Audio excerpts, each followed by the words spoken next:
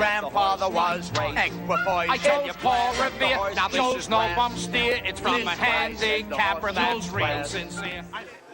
Hello, racing fans, and welcome to another edition of Handicappers Corner, brought to you by the Derby Bar and Grill. I'm Mike Heads, along with Drew Forrester. We're going to go through the Holiday Monday Victoria Day program at Hastings. We have 8 races on tap, 2 stakes races, the Strawberry Morn, named after the great grey mare that Alan Jack trained, owned by Aubrey and Jenny Roberts, who are over in Campbell River.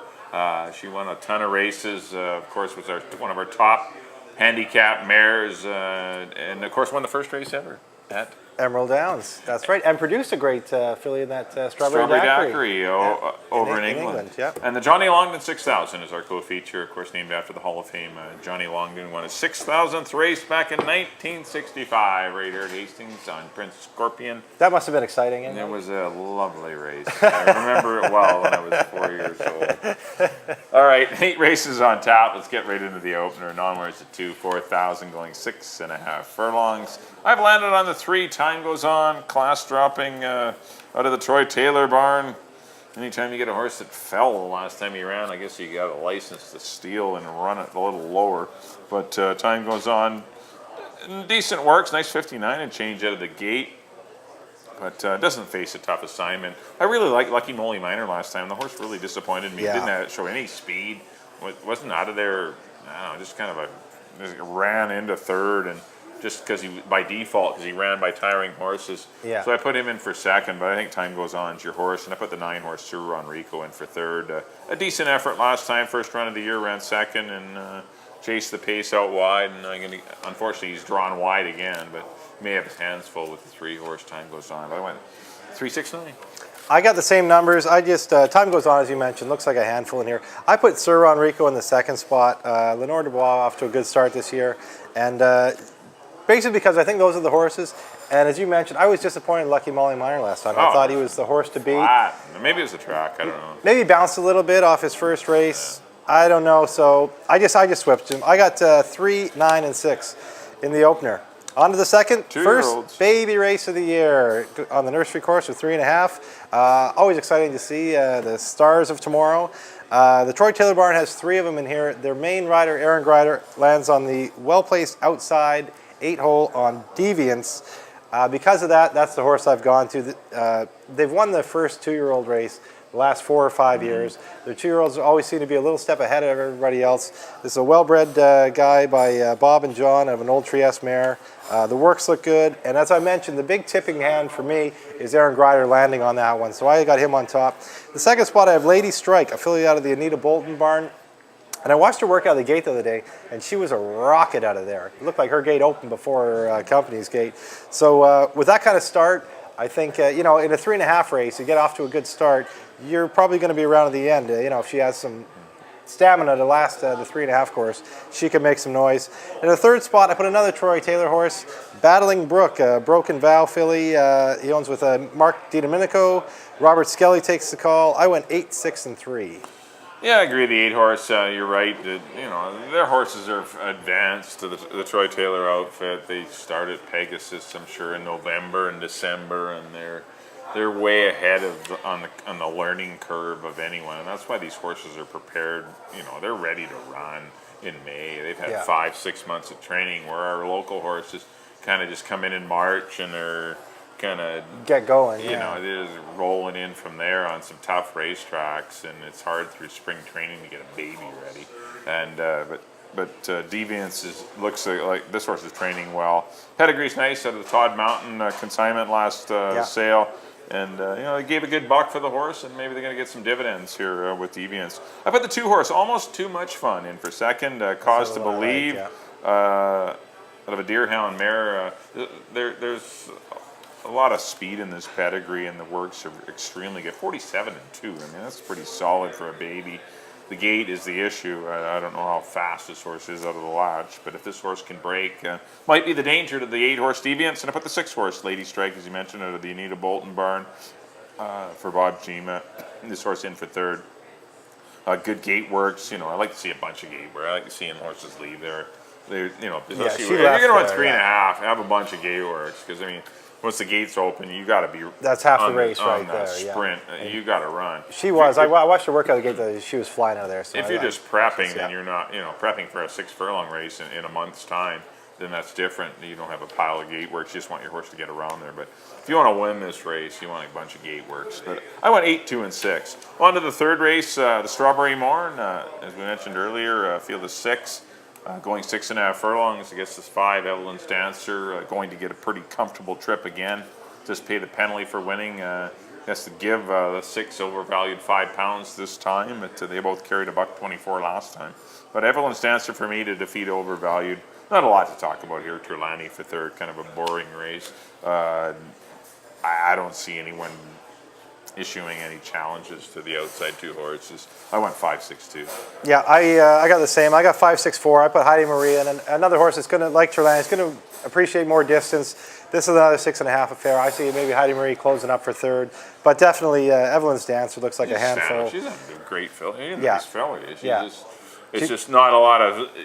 I don't mean boring race. I mean, it's probably going to be an exciting race between the outside 2 horses. But I mean, as far as handicapping, it's 5, 6. I mean, it's that absolutely. simple. Until they go long, then you can maybe try and hope for some stranger to show up out of an allowance race and be a speed horse and then wreck the pace and then see if some back runners can come in. But in a race like this, it looks like the 5 and 6 are going to get the lead, and it's 22 and 4, 46 and 3, and then sprint home. And tough to beat from tough there. for anyone to beat that. So yeah, I got same horses. I just put Heidi Marie in for third instead of Trelawney. On to the fourth, 3-year-olds and up allowance. A nice little race here. This is an interesting race. Kind of a mix of 4-year-olds and 3-year-olds. Some of the nicer 3-year-olds around. I went with the 8 Major Dundee. I thought that was a really nice race that he beat Proud Victor, who came back and won the 3-year-old stake, as we showed. Really professional race, I thought. Really, and even Proud Victor really hung him out wide on the far turn. Gave him a pretty good bump, and he still fought on and beat him. So I'm going to go with Major Dundee on the top. The second spot I put Stratify. Horse that got beat by Twist Grips last time, but Twist Grips have been running in Phoenix. It was probably the fitter horse. Stratify went with him. They went head and head, and Twist Grips got the better of him and pulled away. I think with a race under his belt, Stratify can get the better of Twist Grips, who I have in the third spot. Just won this race, eligible for it again. Comes back, another one that looks pretty live in here. I got 8, 6, and 3 in a nice allowance race. I'm going to go to the 1-horse Ruffy Joe here. This horse had an outside draw last time, was really compromised by the post, got hung out wide on a slow pace. They were locked in the first quarter, 23 and 2. Twist Grips and Stratify were very comfortable leaders. Yeah. The opening quarter was soft, and Ruffy Joe was hung 4 and 5 wide early. This horse only got beat 5 lengths for it all and ended up 6th. Gets the rail. This horse can go 21 and change. It showed it last year back in August, and this horse can cut some lively fractions and run on. I give Ruffy Joe a big shot in here with a post position change. I think Dave Wilson will put him right on the lead, say catch me if you can. Come and beat me. And take advantage of the number 1 post. I put Twist Grips in for second. He's eligible for the condition again, and he ran a game race last time, as you mentioned. Turf Paradise races benefited him, and he was strong. And I put Major Dundee in for third. It's tough for a 3-year-old to beat some of these older horses, but we'll see. I mean, he's a nice colt, and we'll see if he's going to be a stake. This will be the last time he has to run in a race like this. He's going into stakes after this. But this will be a real acid test for him. If he wins this race, he's a dynamite colt, because this is not an easy race against some of these tough seasoned 4-year-olds. So I went 1, 3, and 8.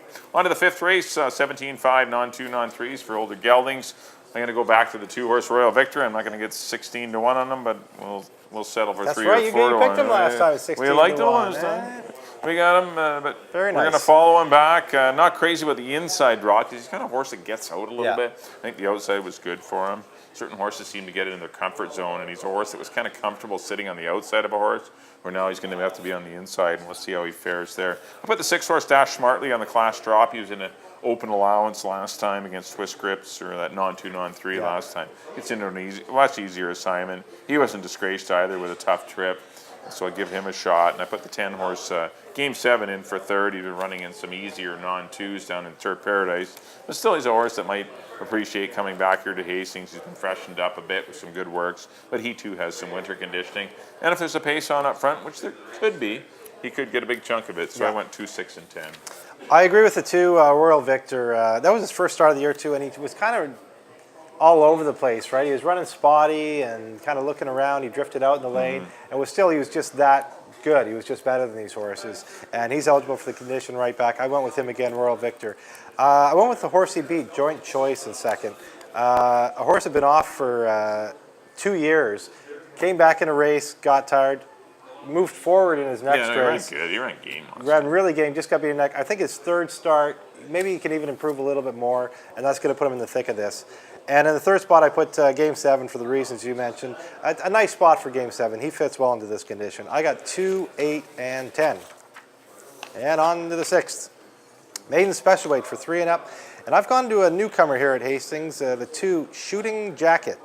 Hard spun colt that was part of that Darley package that Swift purchased recently.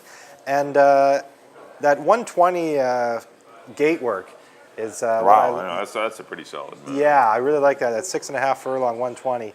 That's a very nice move here. That shows me that he likes the track, obviously. He's going to take to the course. He gets in nice and light with Marlowe Dunn aboard, and he could be the winner. I like hard spun, too. I think a lot of hard spuns. They're running everywhere you look. The second spot, I put Leo's in the House out of the Troy Taylor barn. Went with Stole It last time, his first start, and they were smoking out there. They were and fine. He kind of got eaten up, and I think he'll get a lot out of that race. He's had a nice break after that race. They didn't come back in the next one. They waited, give him some time to recover, put him back in here. I think he's freshened. I like Leo's in the House. And the third spot, I put 8, Hardware. Another horse who was in that race and just kind of ran greenly. He was kind of like mid-pack and just drifted along. Did run up for third. Another hard spun. I think he moves forward in his second start for Craig McPherson. I got 2, 5, and 8. Yeah, I agree with your top 2. I've gone to the 5. Leo's in the House. Pretty impressed with that run with Stole It. Those 2 really cooked. Those fractions were dynamite. Stole It came back to run a good second against winners. And this horse would have won, but kind of had the one hole and hit the inner rail there, and leaving the dogs leaving the gate there, going 6.5 furlongs. So Leo's in the House. That was as good a fourth as you can have because they were smoking. Yeah. I'm going to put him on top. I put the 2 horse Shooting Jacket in for second. I agree. A horse that's worked well over the course, seems to have handled it well. We'll see if it's fast enough to get the lead or can handle the dirt hitting him in the face, but he will make his Hastings debut on Lasix. And I put the 6 horse, Milkameen Joey, is stepping up in class, but had a brutal trip going wide after a tardy beginning, goes without blinkers. I think there's enough changes there for Milkameen Joey to make him an issue in here. I think he'll be in your superfecta, so I went 5, 2, and 6. On to the 7th race. This is a Johnny Longden 6,000. The co-feature. Co-feature. Got a field of 5. All 5 of them are solid little horses. Yes. You got Commander and Devil in Disguise trying to get the revenge on Shrug, who beat them last time. You got Herbie D, who's a crack sprinter, top sprinter last year, and Senior Rojo, who's as honest as they come. 5 solid horses going in here, and I'm going to Herbie D. I think he clears. This is just from the way the race is going to set up. I just think Herbie D might be the fastest. He can lay down some 44s and keep on going. Yeah. And looks like he's been conditioned well. Rob Gilker's got him the fire fresh last year in 115 and change. Yeah. This horse can run. So Shrug got the lead last time at 22 and 4, but if you look at his races, he's really not a speed horse. There's really no confirmed speed in here. Herbie D is actually a real sprinter. Pure speed horse, yeah. And I think he gets the lead. He's the horse for me. I put the 1 Commander in for second. He was definitely best last time with a clear run. Kind of got bottled up in behind the slow fractions, and that unfortunately that may happen again. He's drawn on the inside. Yeah. And unless he can somehow find a little bit more speed and get ahead of Shrug and maybe get into the 2 path to be the one that has the dead aim on Herbie D, then he can win. But a horse that definitely was compromised by the trip last time, and I think he's better going along anyway. Yeah. And I put the 2 horse Shrug in for 30. Ran a game race with favorable fractions. I went 5, 1, and 2, but I've left out Senior O and Devil in Disguise, who are both good horses. Exactly, Good race. because we picked 3. Good race. It'd be easy Can't to pick make 5. a case for all 5 of them. I do have Commander on top. It is going to be tough to run down Herbie D going 6.5, but I think Grider can try and get him to the outside. He's kind of a big, long-legged horse, so you need to get him rolling. He just couldn't do that last time. If he can get him out there and get him rolling, he might be able to run down Herbie D. which is what he's going to have to do. Herbie D is going to be the horse to run down. So I got him running down Herbie D. I got Herbie D in second. And Devil in the Skies ran a game race last time, just missed. Another one, he'll be coming late. In a race, it's as you mentioned, you can make a case. They're 5-class tough horses. The 5 horses. There's no riffraff in here clogging up the field. These are everybody's in here for a legitimate purpose. stake horses. Yeah, absolutely. But I ended up with 1, 5, and 4. And onto the nightcap, 3-year-olds and up, 5,000 non-winners of the year. And I've gone to the 9-horse, A Fleet Mac. A Fleet Mac knows how to win. He puts wins together. Kind of a speedy guy, and he definitely needed the race last time. I think with a start under his belt, he's going to be a lot tougher this time. He's drawn outside, so he can kind of find his way up there, and I think find the lead and be tough to beat from there. On the second spot, I put Little Brown Guy, a guy who won on the lead last time.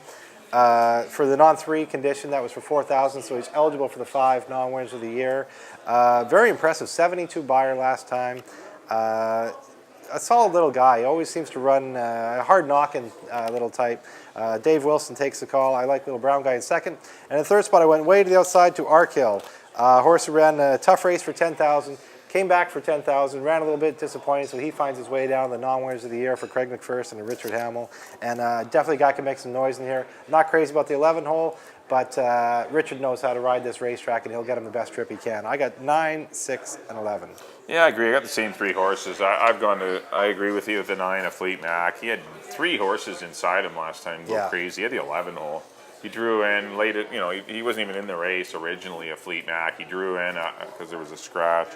He got, I think, Bosco Quick, Country Kid. There was a pile of them that went out there. Yeah. And he was hung 3 deep on some wild fractions. That's a tough assignment for your first start of the year.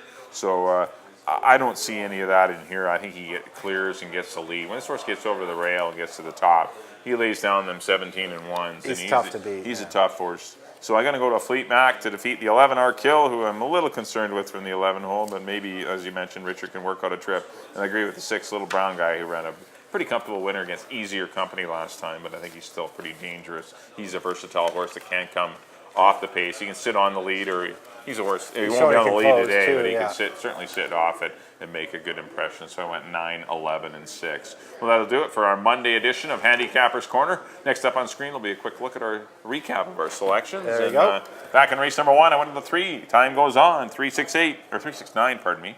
In race number 2, I went to the 8, Deviants, first 2-year-old race of the year, 8, 2, and 6. Race number 3, I went to the 5, Evelyn's Dancer, champion mare last year, 5, 6, and 2. Race number 4, the 1, Ruffy Joe. I'm hoping for a bit of a price here, 1, 3, and 8. Race number 5, number 2, Royal Victor, 2, 6, and 10. Race number 6, the 5, Leo's in the House, 5, 2, and 6. Race number 7, pardon me, the 5 horse. This is the Johnny Longland 6,000. Went to the 5, Herbie D, 5, 1, 2. And the 8th and final, 9, 11, and 6. I like the 9, A Fleet Mac. And on to me. In the first, I went to the 3, Time Goes On. Me and Mike have a lot of the same horses picked today. I went to the 3, Time Goes On, over the 9 and the 6. In the second, the baby race, I went to the outside, number 8, Deviants, over the 6 and the 3. In the third, I went to the 5, Evelyn's Dancer. She'll probably be pretty tough to beat, over the 6 and the 4. In the fourth, I went to the 3-year-old Major Dundee, the 8 horse, over the 6 and the 3. In the fifth, I agree with Mike again on number 2, Royal Victor, over the 8 and the 10. In the sixth, I went to the Swift Thoroughbreds Shooting Jacket, number 2, over the 5 and the 8. In the seventh, the co-feature, I went to number 1, Commander, over Herbie D and Devil in Disguise. And in the eighth, the nightcap, I agree with Mike again on number 9, A Fleet Mac, over the 6 and 11. All right, that concludes our Monday analysis of the Hastings races. Hopefully everyone has a great weekend on the Saturday, Sunday, and the holiday Monday. We wish you lots of luck. Thanks for tuning in, everyone. We'll see you next time here on Handicappers Corner from the Derby Bar and Grill. The guy that says if the weather's clear can do